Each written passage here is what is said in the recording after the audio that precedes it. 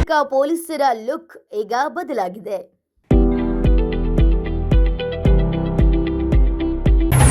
ಕರ್ನಾಟಕ ಪೊಲೀಸರಿಗೆ ಹೊಸ peak cap ನೀಡಿದ ಸಿಎಂ ಸಿದ್ದರಾಮಯ್ಯ.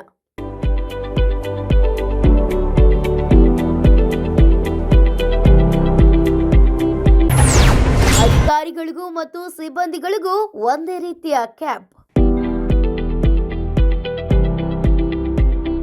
ಹೌದು, ರಾಜ್ಯ ಪೊಲೀಸ್ ಸಿಬ್ಬಂದಿಯ ಹಲವು ವರ್ಷಗಳ ಬೇಡಿಕೆ ಈಗ ಈಡೇರಿದೆ.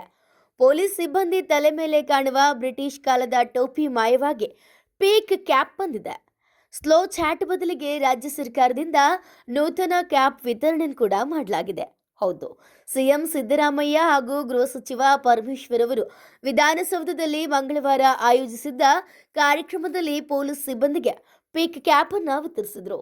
ಕರ್ನಾಟಕ ರಾಜ್ಯ ಪೊಲೀಸ್ ಇಲಾಖೆಯಿಂದ ವಿಧಾನಸೌಧದ ಬ್ಯಾಂಕ್ವೆಟ್ ಹಾಲ್ನಲ್ಲಿ ಆಯೋಜಿಸಿದ್ದ ಪೊಲೀಸ್ ಸಿಬ್ಬಂದಿಯ ನೂತನ ಪೀಕ್ ಕ್ಯಾಪ್ ವಿತರಣೆ, ಮಾದಕ ದ್ರವ್ಯ ವಿರೋಧಿ ಕಾರ್ಯಪಡೆ ಉದ್ಘಾಟನೆ ಹಾಗೂ ಸನ್ಮಿತ್ರ ಕಾರ್ಯಯೋಜನೆ ಕೈಪಡೆಯನ್ನ ಬಿಡುಗಡೆ ಮಾಡಿದರು.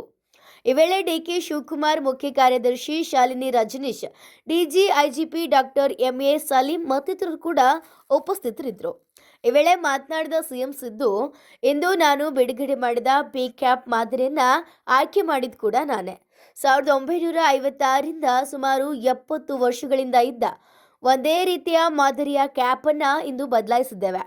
ಅಧಿಕಾರಿ ಮತ್ತು ಸಿಬ್ಬಂದಿಗೆ ಒಂದೇ ಮಾದರಿ ಕ್ಯಾಪ್ ಒದಗಿಸಲಾಗಿದ್ದು, ಇದರಿಂದ ನಿಮ್ಮ ಆತ್ಮವಿಶ್ವಾಸ ಹೆಚ್ಚಾಗಲಿ. ಕೇವಲ ಕ್ಯಾಪ್ ಬದಲಾಗುವುದಲ್ಲ, ನಿಮ್ಮ ಕಾರ್ಯಕ್ಷಮತೆಯೂ ಬದಲಾಗಲಿ ಅಂತ ಕರೆ ನೀಡಿದರು. Bureau report, news pulse.